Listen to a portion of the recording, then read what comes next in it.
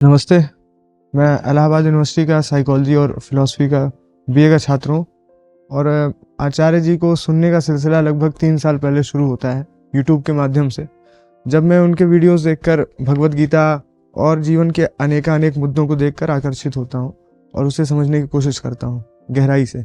जो गहराई मुझे वहाँ मिल रही थी, मुझे तो समझ में आ रहा था कि मुझे हीरा मिल गया है। और जो गहराई मुझे वहाँ मिल रही थी वो ऐसा रंग मैंने कहीं नहीं देखा था, ऐसी गहराई मैंने कहीं नहीं देखी थी। उसके बाद जब हम यूट्यूब की जर्नी पे आगे निकलते हैं तो एक दिन हमें संस्था की तरफ से ही कॉल आता है कि आप गीता समागम में ऐड हो सकते हैं। तब तक मुझे लग रहा था कि मेरे अंदर अभी इतनी पोटेंशियल नहीं है कि मैं अभी ऐड हो जाऊँ, मैं उसे भविष्य पर टाल रहा था। लेकिन हमारे जो काउंसलर हैं वो हमसे ये कहते हैं कि अर्जुन अगर मैदान में है तो कृष्ण उससे क्या कहेंगे, तुम पहले जाओ शास्त्रों का अध्ययन करके आओ, तब यहाँ बाण चलाओ, या फिर बाण उसे तुरंत अभी चलाना है। तो मैंने वहाँ पे डिसीजन लिया और मैं ऑफलाइन सत्र में आया। उसके बाद एक यात्रा शुरू होती है, एक जर्नी शुरू होती है।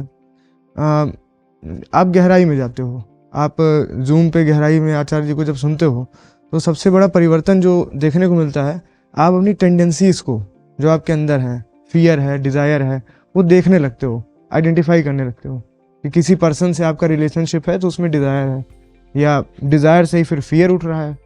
आप यहाँ खुद को पकड़ने लगते हो और कहाँ पे आप दूसरों के सामने अपनी एक इमेज बना रहे हो और अंदर से कुछ और हो, बाहर से कुछ और हो। कहाँ पे तुम्हारा फियर है और एक सही काम क्या होगा, कहाँ पे तुम अभी सोसाइटी के दबाव में फैसला ले रहे हो, तुम स्ट्रीम सिलेक्शन कर रहे हो, रिलेशनशिप सिलेक्शन कर रहे हो, या काम का सिलेक्शन आप कर रहे हैं, तो आप दबाव में कर रहे हैं, लालच में कर रहे हैं, या अंडरस्टैंडिंग से कर रहे हैं, ये आपको दिखने लग जाता है।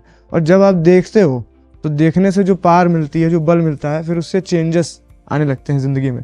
तो मैं अपने कुछ चेंजेस आपसे बताना चाहता हूँ। गीता समागम की यात्रा के दौरान ही मैंने अपने लिए ग्रेजुएशन के सब्जेक्ट्स का चयन किया, जो कि साइकोलॉजी और फिलॉसफी है।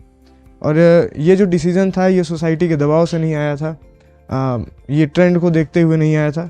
ये जो आचार्य जी से हमें सीख मिली है कि लगातार क्वेश्चन करते रहने की, इंक्वायरी करते रहने की, कि कोई भी चीज़ फॉलो नहीं कर लेनी है। तो फिर मैंने वहाँ से अंडरस्टैंडिंग से ये फैसला लिया। ऐसे ही जैसे एक पेड़ होता है, उसकी बहुत सारी ब्रांचेस होती हैं, तो जो गीता समागम में ऐड होता है उसकी लाइफ की हर ब्रांच बेहतर होती जाती है, हम ये देखते हैं। और एक चीज़ और, हम अपने शहर में बुक स्टॉल्स का आयोजन कर रहे हैं।